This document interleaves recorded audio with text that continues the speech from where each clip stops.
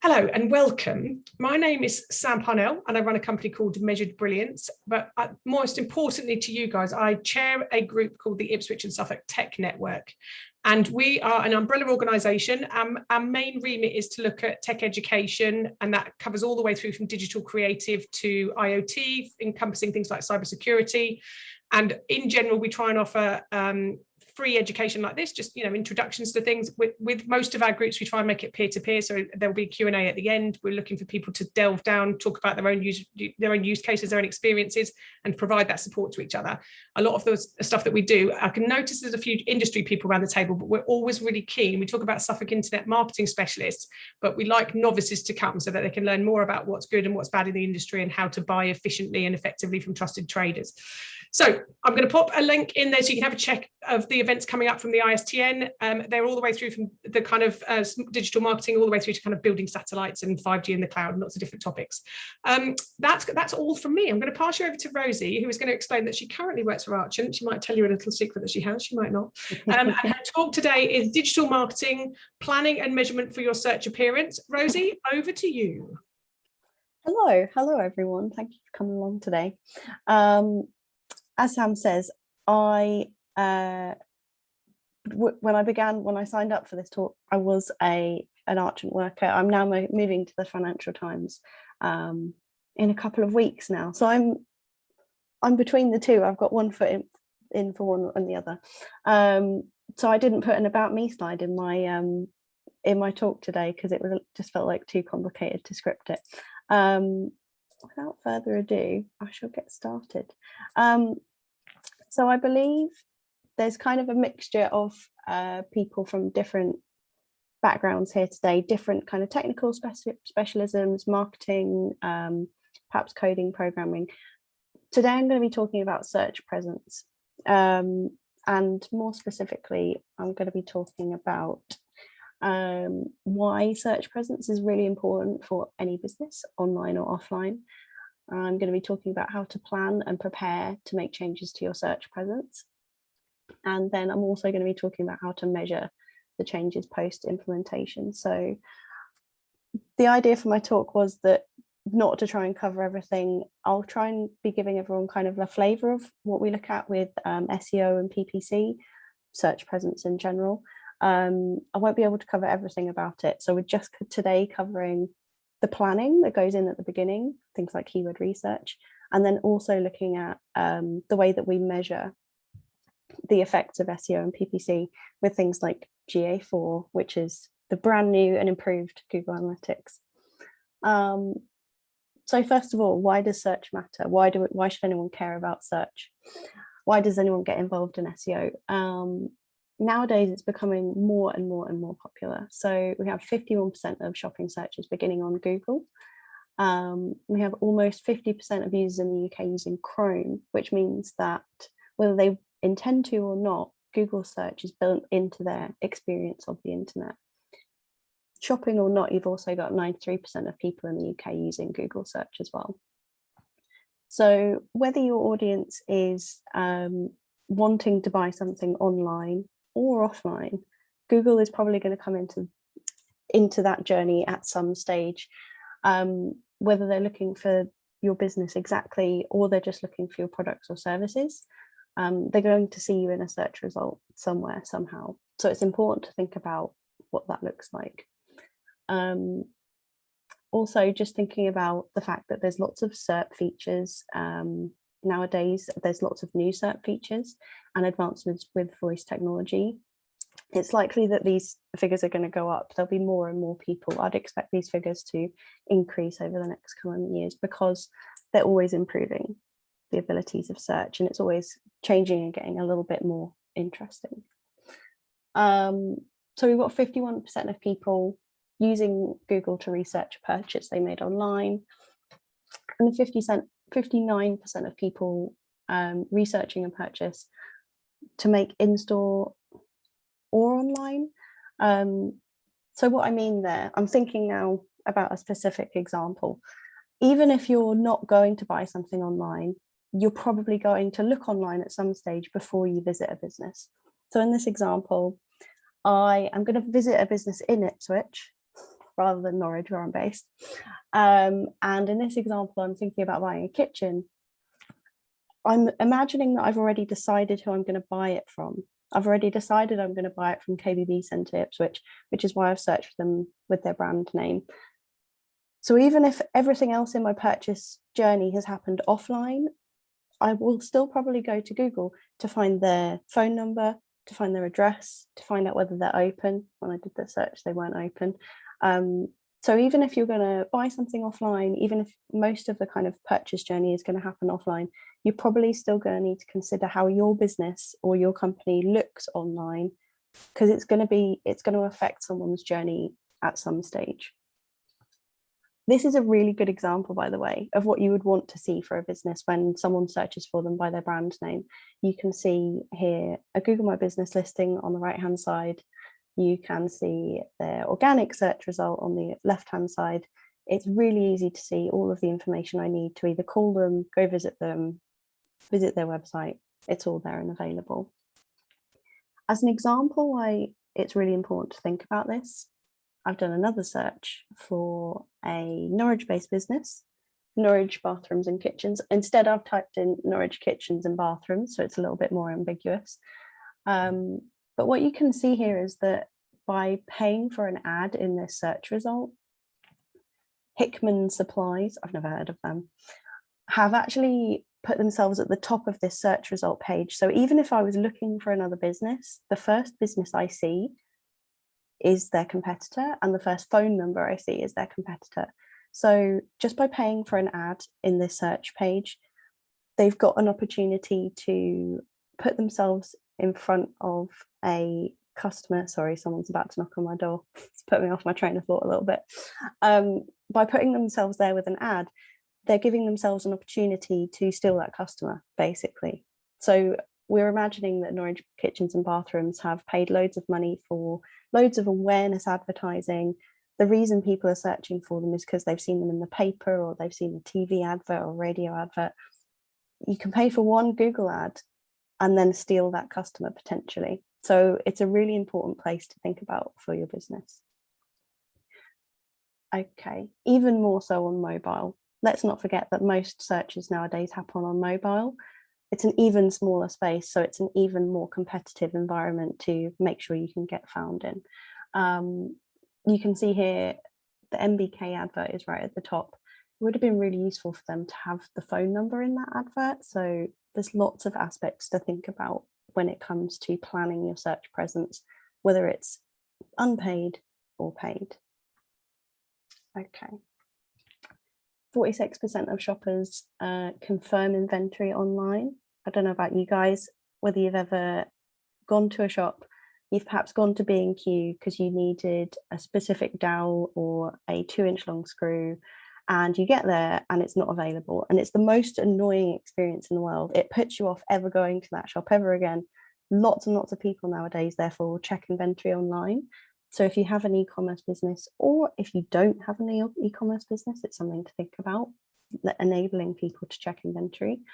59% of shoppers research a purchase before research a purchase online, whether they're going to buy online or offline. You could see that as a problem. The internet's opened us up to this marketplace where there's much more competition on price or features. But you could also see it as an opportunity. If people are researching the purchase online, that's an opportunity for you to give them information about your business and your products to help them choose to buy from you. Okay, what's going on now? What's really exciting to think about now? The reason I'm talking about SEO and PPC right now, the things that are changing are there's more ways than ever to be found in search, because there are more SERP features than ever before. I'm going to use the word SERP a lot in this talk, by the way, so I'll just address SERP is search engine results page. When we talk about a SERP, we're thinking about what people see after they've made a search on Google or another search engine. There's also more measurement capabilities available than ever before. So that's why I'd like to take this opportunity to talk about GA4 and talk about the ways that it differs to traditional Google Analytics, universal analytics. Okay, so this is one example of a new SERP feature that has come about in the past year or so. You can now have podcast cards within a SERP. You can see a result for a podcast. I find this one really interesting because podcasts are exploding right now. There's more and more podcasts than ever. There's more and more podcast listeners than ever. It's probably something that most businesses haven't thought about in terms of their marketing strategy. But having a podcast that perhaps directly or tangentially relates to your business is a really big opportunity right now. Just because there's lots of people listening, there's lots of opportunities to get found. And because you can transcript podcasts, Google is able to tell whether your podcast is relevant to a search.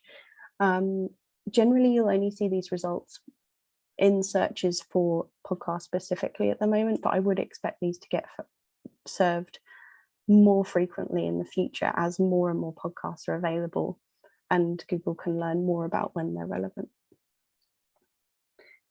So thinking about all of the SERP features, this isn't even an exhaustive list. We've got things like the local pack. If you're doing a local search, it'll give you 3 businesses and a map in the results page. You could also get a hotel pack if it's a hotel-based search. People also asked is a feature you'll see where it'll say people also asked, and then you'll have some drop-down questions. Video results, not just videos linked, but also a timeline of the video to tell you which part of the video is relevant to your search. Podcasts, text or search ads, knowledge panels, featured snippets, Google My Business listings, recipe cards, shopping ads, related searches. And then there's also still some organic results on that page too. We used to talk about search results as being 10 blue links. So we used to think of you just have 10 results per page on Google, and your opportunity to be found was all about being in those 10 one of those top 10 positions, being on page 1 for a search on Google. Being on page 1 now means being relevant and being found for many, many more types of features. If you want to have a chance of being on page 1 organically without paying, you need to think about other types of content that might help you to get your business onto page 1, not just a link to a web page. Okay. I had a couple of different types of ads in that list. And just something to think about in terms of the way that Google Ads has changed. It used to be really clear where the ads on the page are. So you'd have here, you've got your highlighted ads at the top of the page. This is a super old Google search result page as well. I can't remember when it last looked like this. You've got them highlighted at the top of the page. You've got them highlighted at the side of the page. They're very clearly separate to the organic listings. Nowadays, they aren't so separate. It's in terms of the user experience, it's really not that different for a user as to whether they're clicking on an ad or an organic search result. Organic just meaning something that's unpaid.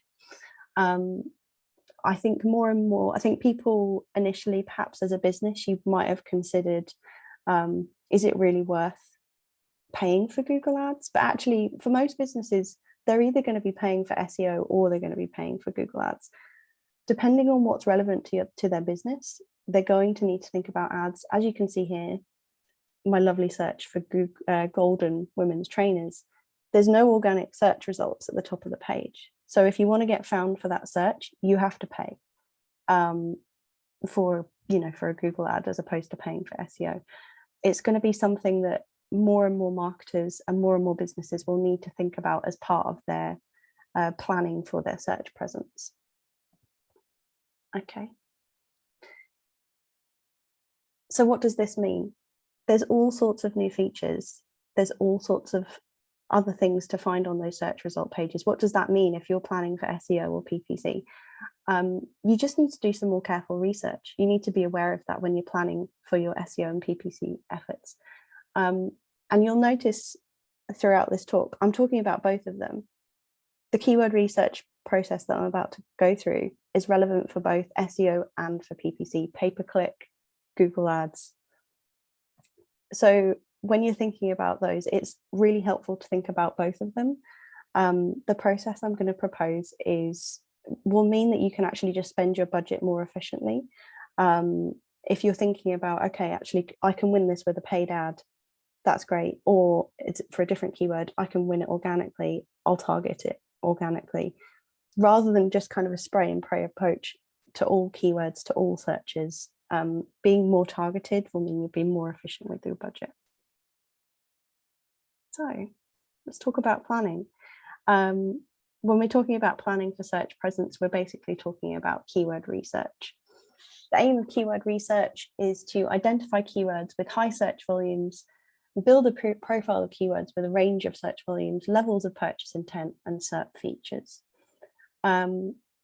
If you've ever looked at SEO before, keyword research is probably familiar. It's always going to be the first step in the process. But I'm going to look at how you can do it in a slightly smarter way and take into consideration those SERP features which are developing every day. Okay. Just something else to note is that your keyword research may inform your overall strategy. So you'll start doing keyword research as part of your strategy. Your strategy will inform it, but your keyword research might also inform your overall marketing strategy. As someone who's worked with quite small businesses before, I can also say that keyword research can even inform your business strategy. You might discover, for example, through doing some keyword research, that as a tea business, you'll find that there's a huge search volume for green tea and something called matcha. That then means that you can use that information to decide which products to buy, which products to sell. So it's kind of a two-way process, that you're not just going to have a strategy and it be fixed in stone and then do the keyword research. You can kind of allow them to both be informed by the other.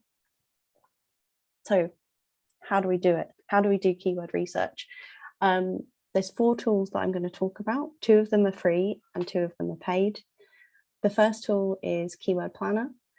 The next tool is Search Console. They're both free. You just have to set up an account. And the 2 paid tools I'll briefly touch on are SEMRush and Moz. If you're considering getting into SEO work or PPC work, it would be worth considering investing in one of those 2 tools. So I'll just talk about those 2 briefly as a kind of comparison of which is best, which has better features as well. Okay, so Keyword Planner. I can't see many of you, so I can't imagine how many of you've looked at Keyword Planner before. I'm imagining that no one has looked at it before at all. So I'm going to talk through in as much detail as possible. To get to Keyword Planner, you need to have a Google Ads account. It's free to set up. Just Google Ads, set up an account. When you're in the platform, you'll see that there's some buttons along the top. In this screenshot, you can see in the far right, it's called Tools and Settings. You click on Tools and Settings, Keyword Planner. This is the page that you will see. You've got 2 options: discover new keywords, get search volumes. I always click on discover new keywords as the first step in our keyword research process. I've typed in some keywords. I've got a completely different example. I don't know if it's confusing to have a completely different example each time. I've had kitchens, trainers, and now sofas. But I just to give you an idea of how it could work for different industries, basically. So I'm imagining that I'm doing some keyword research for a sofa company, and they sell new sofas. So there's an interesting distinction there that I'll come to, is new sofas versus secondhand and what keywords people use around those. I've typed in new sofa delivered. This is in the top left of the screenshot. Leather sofa, modern sofa, Chesterfield. So straight away, I'm trying to think about how would you categorize sofas? How would people search for them to show that they had a much clearer purchase intent? If you're not too sure about which sofa you're going to buy yet, you're probably earlier on in the purchase journey. So you've probably searched new sofa. If you've had to think about what kind of sofa you like, you're probably going to start using more adjectives and more descriptive words to kind of narrow your search more. So in the search results, we've got some really helpful suggestions from Google. I've typed in 5 keyword phrases, and Google has given me a list of over 3,000 keywords as a result of putting those in. It does some contextual review of the keywords you put in, and it spits out lots of other keywords that could be relevant to what you're trying to target. One thing to note is that you can use this refine keywords tool on the right hand side, you can untick other retailers. For example, if I'm a small sofa company, I probably don't want to be bidding on keywords like John Lewis and Amazon, etc. So I remove those from my list straight away. As a side note for PPC, you might want to use those for a separate campaign. You might do a competitor campaign, but that's by the by for now. I'm also going to consider adding some keywords that Google suggests. So when you've typed in a couple of keywords, they'll suggest some extra ones to broaden your search. But we can see here, I mentioned about new versus secondhand. It's suggesting to add perfect condition sofa. I don't know about you guys, but that suggests secondhand to me. So I'm using my common sense human brain to decide which keywords are relevant at this stage. Is perfect condition sofa relevant for this business? No, it's not. So I remove it. I don't add it to the search. The next step is to look in the top right hand corner. There's a small arrow pointing to a line, a little download icon. It's going to come up a lot in the next couple of slides. We download the data. It's up to you. If you prefer Excel or Google Sheets, you can download it as a CSV or as a Google Sheets file. Okay. The next place I'm going to look is Search Console. If you've never used Search Console before, I do have a guide as how to set it up later on. But assuming that you're working for a business to do SEO work, they should have it installed on their website already. I come into Search Console and I'm going to click on the date range here. So I'm looking at the performance report here. You just go into Search Console, click on performance. There's only really one report to look at in Search Console, so it's a lot easier than Google Analytics. We look at the performance report. I click on the date button and I'm going to select the highest date range I possibly can, all time if possible for this business. And that's going to give me all of the search presence data for this website in a big report. Again, top right, download button, export all of that data. Okay, I mentioned I touch on the free tools and the paid tools. So those were the two free tools. These are the two paid tools. SEMRush has possibly my favorite SEO tool at the moment. It's one of my favorite because as I've talked about already, SERP features and the different SERP features available is becoming a really big challenge for search engine optimization. The SEMRush keyword magic tool, which here I've used the example of kitchen renovations. Again, similar process. You put in a target keyword, it gives you loads of ideas. It gives you a big long list of keywords. This tool also gives you details about the SERP features. So in this report, you can see there's a column here, SF, SERP features.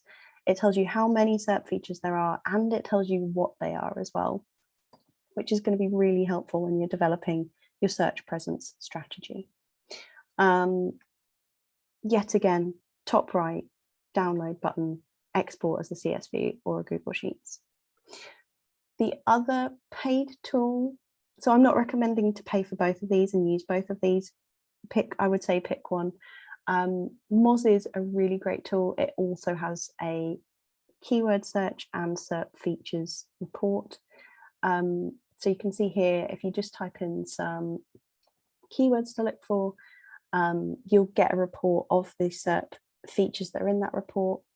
Moz is actually really good as well for things like competitor analysis. So you can see here that it will color code the SERP features for each of these keywords.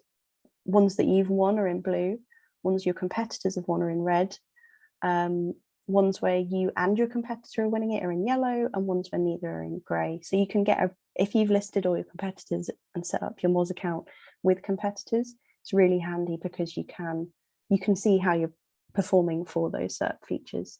So pros and cons to both of these tools. Whichever one you're using, again, top right, download, get all of your data in one place. So what you're going to have after this process is either 3 or 4 big lists of keywords, each with different data points attached to them, but all really, really useful. And at this point, I had to stop myself because I nearly went into Excel mode and I thought, no, this is not a talk about Excel. I will leave the Excel for today. So all I'm saying is go away, do some Excel, Google Sheets magic. What you're going to aim to do is bring all of that data together So in those 3 lists of keywords, you're going to have lots of duplication. If you're working for, this is one business we're talking about, you're going to have lots of different keywords that are the same in each of those lists. You want to bring it all together into one list and have all of that data available for all of the keywords. The information about search volumes, information about how your own website is performing, information about SERP features, all in one place. And it'll start to look something like this, which if you don't like Excel, looks absolutely horrible. Yeah, I think it's something you've got to get used to if you're going to do this level of detail of keyword research. What you will also be able to do then is going to be really useful if you've done this, because it's possible that if you're working for a client or you're working for a business, they may have just decided that they're just going to do SEO or they're just going to do PPC at this stage. This list is going to be useful for ages, because you'll be able to refer back to it. If in 6 months' time you're told, oh, actually, we've decided to do both now, can you set that up? You can come back to this list and you've already got that research there. You will need to update it, perhaps every 6 months, every year. You might want to redo this process, but it just means you're set up for whenever you want to turn either of them on. And you can, I've added in the columns here, J and K, suitable for organic search, suitable for paid search. I feel like I should explain how I've come to that conclusion. How would you decide whether something's suitable or not? Using common sense, using your human brain. You'd be looking at the search volumes. If the search volume is too low, if it's 5 to 10 searches a month, it's probably too low to worry about. If it's suitable for organic search, well, depending on what SERP features are available on that page, if there's too many, possibly not with just a typical website link. You'd look at targeting that keyword organically with different types of content, possibly video, possibly your Google My Business listing, possibly a podcast. In terms of suitability for paid search, you're also going to have data in that list from Keyword Planner about how expensive it is to target those keywords. So if the average cost per click is £20, you might think, actually, no, that's not, it's too competitive, and actually I'll try and target that organically. So in this process of reviewing this list and looking at all of the data you can possibly look at, you're going to start to spot opportunities. You're going to spot keywords that your competitors aren't targeting or that they're not appearing for. You're going to spot keywords where there's an opportunity for an ad, but no one's bidding on one. There's potentially a very low cost per click. So looking through this list is about spotting opportunities and making a plan for search and a plan for PPC, or one or the other, depending on what you've been asked to work on. Okay. Again, another pause, because I'm being a trainer, it was sort of like, right, and now I'll explain how you would implement all of that. The elephant in the room I had to mention here is that there's a huge amount of work that's going to happen between keyword research and measurement. It's going to be all of the things you do to implement that SEO work. So writing content for your website, applying on-page SEO factors when you've written that content, seeding that content onto other websites and possibly social, making other technical changes to a website as well, thinking about other types of content, video, podcast, image, local. You might also be setting up your PPC campaigns. Again, another huge piece of work. If you're doing shopping ads, you might be setting up Merchant Center, and then optimizing everything as it's ongoing as well.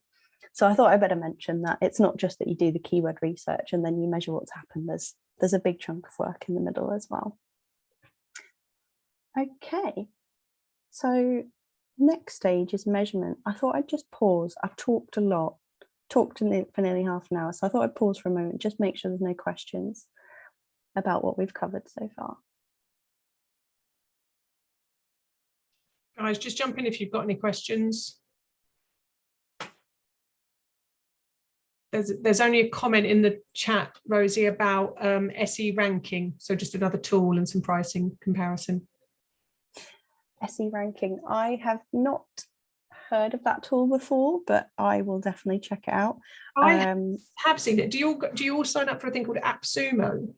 It's worth looking at. I think we bought SE ranking just to add to the Add to the Suite years ago, and it basically AppSumo is like when they're in early testing, you can buy quite cheap tools, and if you get lucky and you buy the right tool, you get grandfathered and get good, can get kind of lifetime access. Worth having a look at.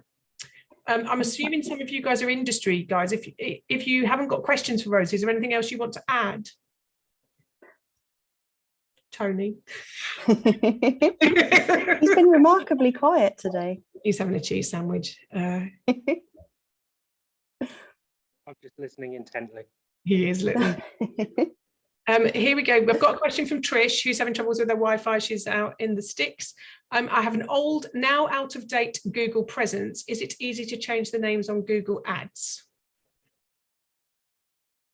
Oh, I might have to ask her to elaborate slightly there. So she's got an out-of-date Google presence. I know Trish. Trish, we do lots of digital economic development, and I've got a feeling that Trish's company changed its name. I think that's what she means. Correct me if I'm wrong, Trish. Can she go in and change her name easily enough, Rosie? That is I'm going to anticipate that she might be talking about Google My Business, in which case, yes, you just log into the dashboard. You'd go to, I think it's the info tab on the left-hand side.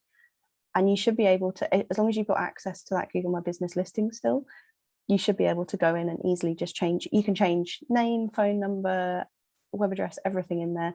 Just remember that if you change things in your Google My Business listing and it's then not consistent with other listings and citations about your business online, it will affect your local rankings, because it's that citation listing consistency that Google looks at as one of the ranking factors for local search.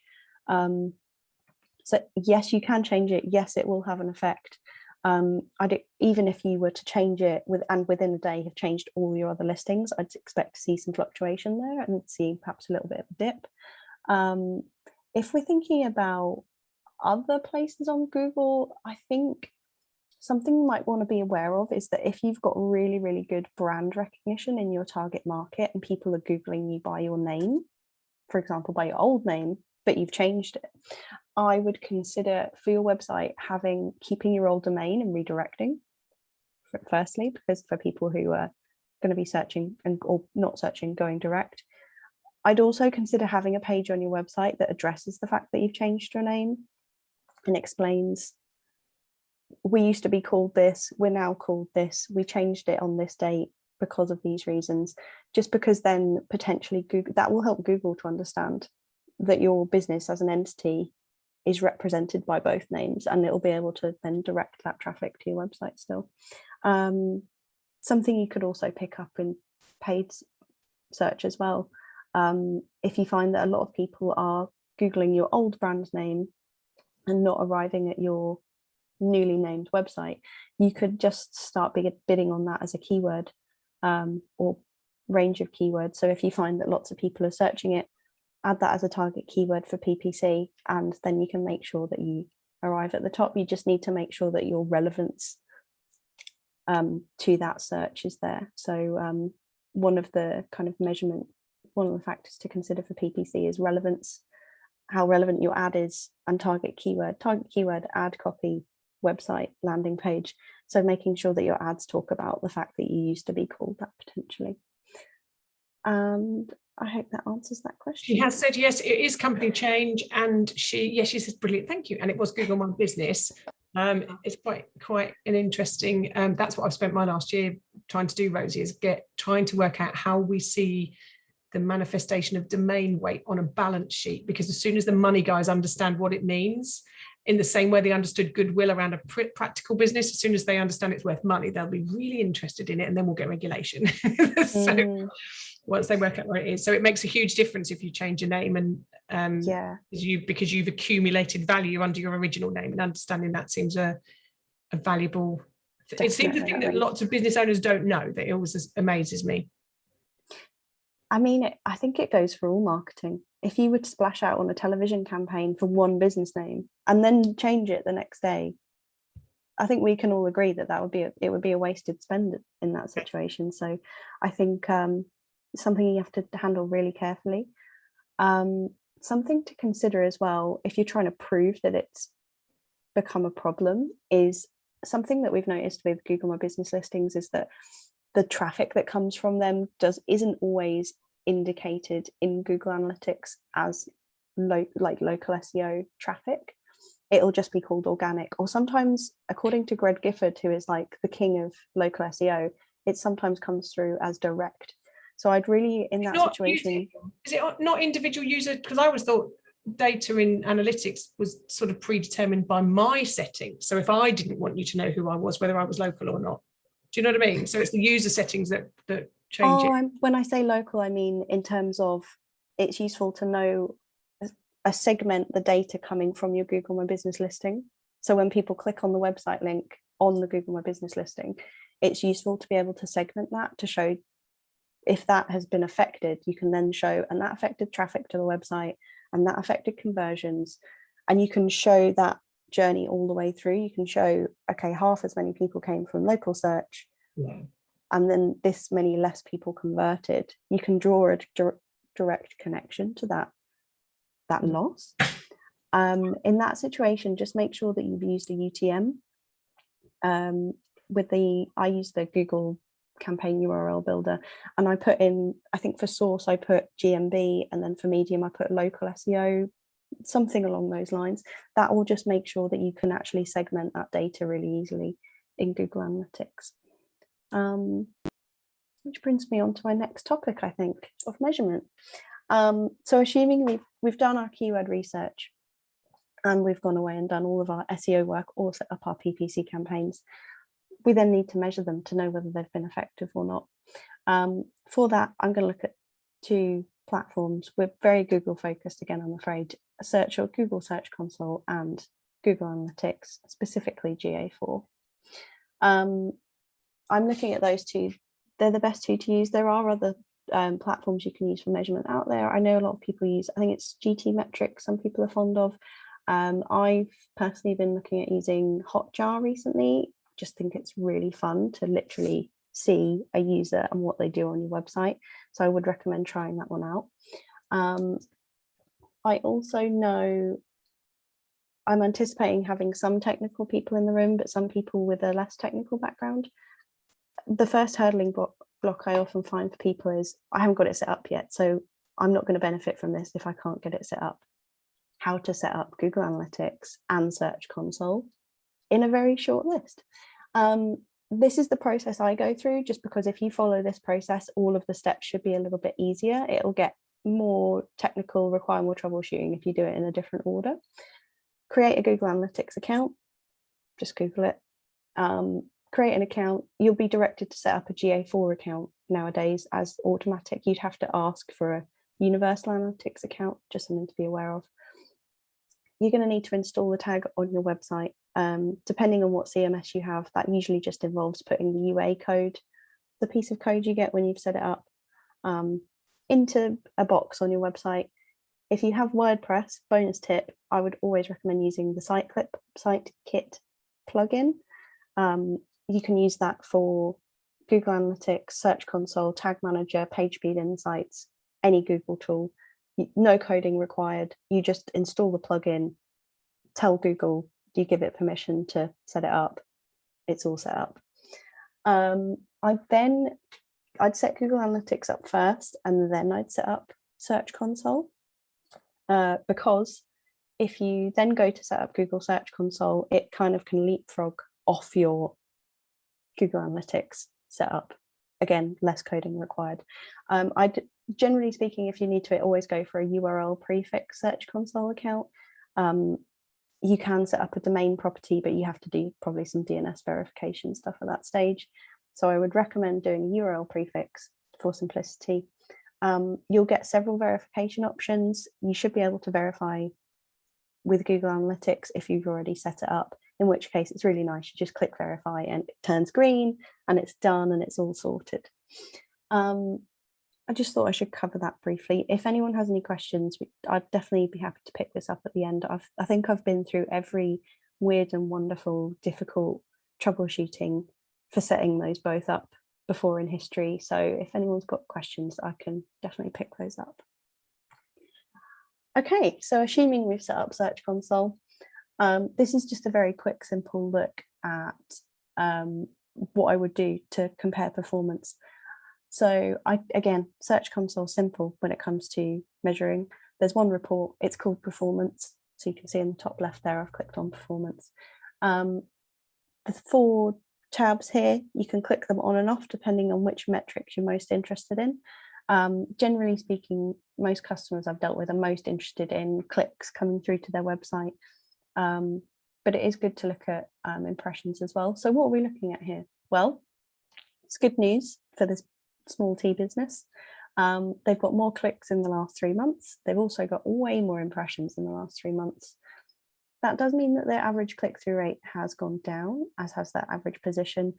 Personally, I wouldn't think too negatively about that. Actually, if Google's showing you, if your impressions have increased, Google's probably showing you for much, much more search terms. So it's not necessarily a bad thing. You'd expect it to kind of pick up with time as Google tests your website, trusts it a little bit more, and then establishes which searches you're most relevant for. To do this comparison, I've clicked on the date button at the top of the report. I've clicked on the compare tab at the top and then selected a date range. If you've got a specific date when you've started implementing SEO work, I'd recommend choosing that date to compare previous period to, because then you'll be able to say exactly, well, I started working on it from here and I expected changes to happen from this date. Obviously, SEO is a very organic process and it can take a really long time. So if I was doing SEO work for a client, I'd be wary of going in after a month and then comparing progress. 3 months, 6 months is probably the amount of time period I'd want to be looking at for that. Compared to previous period, click apply, and that's when you get this report. If you're interested in driving traffic to a specific page or for very specific queries, if you scroll down, there's a table there where you'll be able to do the comparison on all of those figures as well. Okay, a really quick view of GA4 now, which is going to be more useful than Search Console if you're doing both paid search and organic search efforts. Obviously, Search Console, you're just looking at your organic search performance. GA4, you can look at both paid and unpaid search performance. I've had to take the top off this report just for anonymity for this customer, because this is a real life customer's business that I'm looking at here.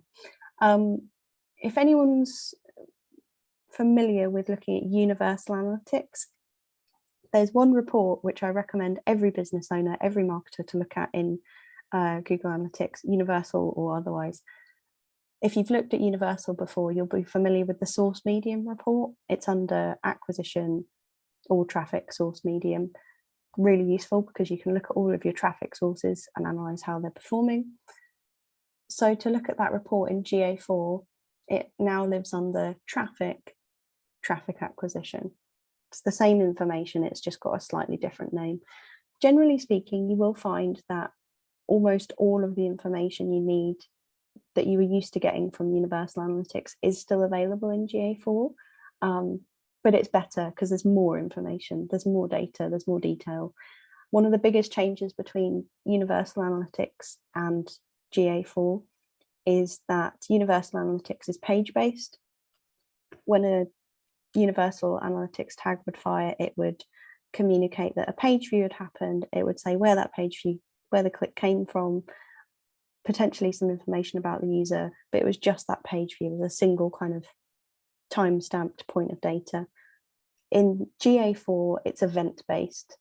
And when we talk about events in GA4, we're talking clicks, scrolls, hovers, Windows loading, JavaScript doing stuff in the background. There's all sorts of events that you can track in GA4, which means you can get a much richer picture of what's going on when people visit your website.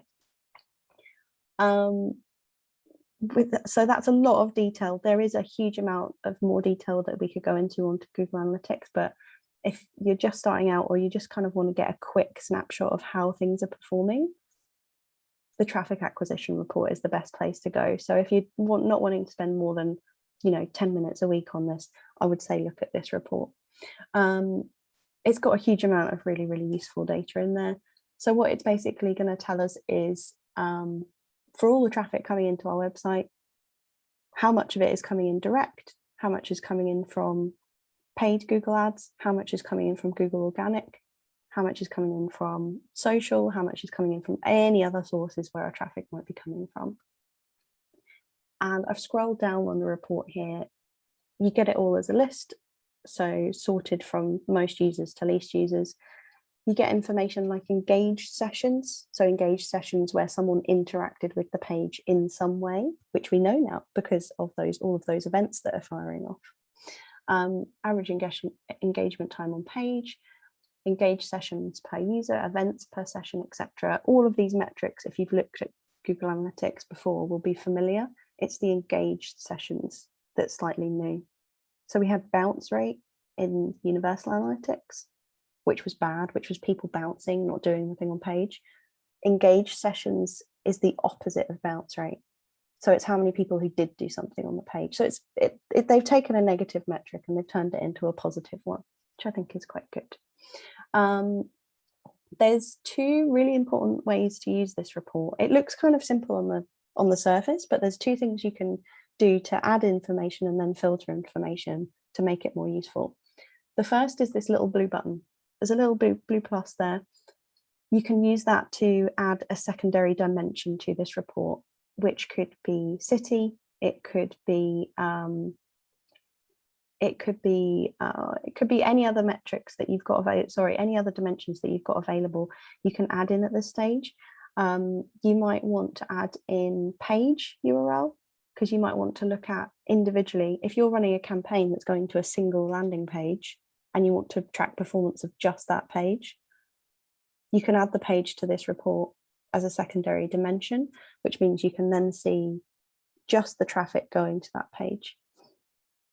So we're talking about adding data with that plus. We're then going to be able to filter data using the search function above. So using that search function, say, for example, you wanted to just track information about traffic going to a page called Autumn Competition.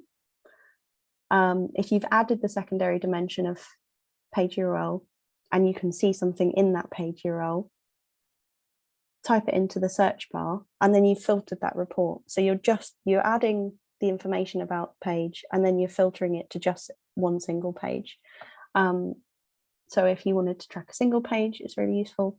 If you wanted to track all pages in a specific category, if it's in the URL, you can add that in as well. So there's all sorts of ways to filter this report to make that information more useful. There are plenty of other reports in GA4 that are useful, but I would say actually this is the most useful one, especially if we're thinking about SEO and PPC. We're going to be able to see, most importantly, engaged sessions and engagement time on page, which are two really useful metrics to consider as to the success of what's happening there. If you scroll along on this report as well, if you've got conversion set up, you'll be able to see conversion data as well. So looking at, have people purchased something, have people filled in a contact form as a result of that campaign. Okay, so in summary, I've been talking for slightly less than an hour at this stage, and I expect we might have some questions about GA4 which I can answer, but to summarize what we've talked about today, Google has changed. There are many, many more SERP features than there have ever been before. So they need to form part of your SEO strategy, part of your paid search strategy. Using Search Console and Google Analytics is the best way to track performance for both of those marketing efforts. But it will also enable you to find new opportunities. Okay, thank you so much everyone for listening to my talk today. If anyone has got any questions, I'm ready. Can I read the questions out from the chat? So I've got, the first one is, how do you set up Google Analytics if you have a Wix website? That is a very good question. And from memory, this is a big test. I feel like I'm doing like a Google Analytics test. How is the implementation? For a Wix website, so hang on, I'll tell you what, I'll scroll back to the point where we talked about that. Setting up Google Analytics for a Wix website, I would, as listed here, create a Google Analytics account first, because to set it up, when you've created a Google Analytics account, it will give you your code. So for Universal Analytics, you used to get a code that started with UA dash and then a load of numbers. For GA4, you get a code that starts with a G and then a dash and lots of numbers. So create an account, find that number or code, go into the Wix dashboard. I believe in Wix, you go into the marketing tab, and then there should be a drop down for Google Analytics. At some point there, you're basically looking for a box where you put the code in. So it should just be a copy and paste. There should be no coding required for a Wix website. And that process is very similar for Duda websites as well. I think possibly Squarespace also, generally for those websites where you've got your domain hosting and CMS rolled into one. Google Analytics installation should just mean getting your code, creating an account, getting your code and pasting it into a box. Okay, next question we've got from Jack. How do you see traffic from organic /PPC /referral /direct like Universal? I've not moved over to GA4 yet. How do you see traffic? Sorry, we were talking about organic traffic, paid traffic, direct traffic. Traffic acquisition report is the place to check. So you'll see in there broken down, really interesting thing to note about this report as well. Obviously, Google doesn't like Facebook. I think we all know that.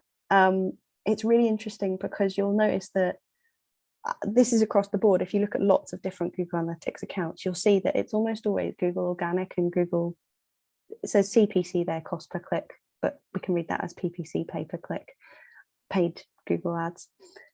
They're almost always at the top, whereas Facebook traffic is always much lower down. And that's because Facebook traffic, so we can see here, number 5 in this report, a Facebook referral. You've then got also number 8, m.facebook referral. There will no doubt be other Facebook things split out and listed in this report. Basically, Google doesn't track it very well, and it always makes it look like it's less important. I've gone off on a tangent slightly there, but it's a bugbear of mine that they don't represent it very accurately. So if you're looking for traffic coming through to your website from Google, you'd be looking at going into acquisition, going into traffic acquisition in GA4. And in this report, you'll be able to see listed Google Organic. And if you're running paid ads, it's usually called Google CPC.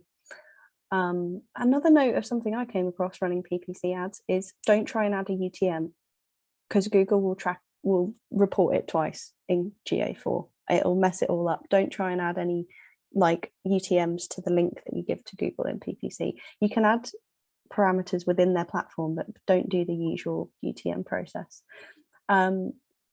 You'll be able to see it there, and you'll be able to see users, sessions, engaged sessions. It's quite nice there as well, because being able to see those side by side in this report, you can see which is bringing in. So you might have an aim of bringing in as much traffic for SEO as PPC, or you might have an aim of bringing in more traffic organically than you are for paid ads. You can see here whether that is happening or not. Another really important thing to mention as well, we talked about the comparison in Search Console. So going in to the date range feature and saying compare date ranges. It works the same in Google Analytics. So in the top right hand corner, where it says last 28 days, it tells you which date range you're looking at for this report. If you click on that, there'll be a button within that drop down where you can select different date ranges and you can compare. So just something to be aware of. You can look at pre-post implementation of changes by looking at that compared date range as well. I hope that answers the question. All of the questions in the chat. Guys, if you want to come off mic and ask a question now. Or I'm sure, Rosie, I know sometimes when it's expert to expert, people don't want to ask questions publicly. Are they okay to reach out to you on LinkedIn or something like that if they've got any direct questions? That is a great shout. Yes, I am Rosie Blamey on LinkedIn. please feel free to drop me a message on there. I'd give you my work email, but it's going to change in a couple of weeks. I'll make it available after that. Yeah, anytime anyone thinks of any questions, please feel free to drop them through. Always happy to talk about SEO, PPC or GA4. Fantastic. And soon advertising in the Times. Yeah. All good. Right. Fantastic. Thank you, everybody. Thank you so much for coming. I actually haven't looked up when the next event is. I dropped the link in for the istn.org.uk. I think we've got Adam Cable next week, who is a developer from Suffolk, an incredible chap, who he used to work for Martin Lewis. So he's the reason a lot of your stuff is a lot cheaper. And he's based at Adastral Park and is a local lad. So he's definitely coming up.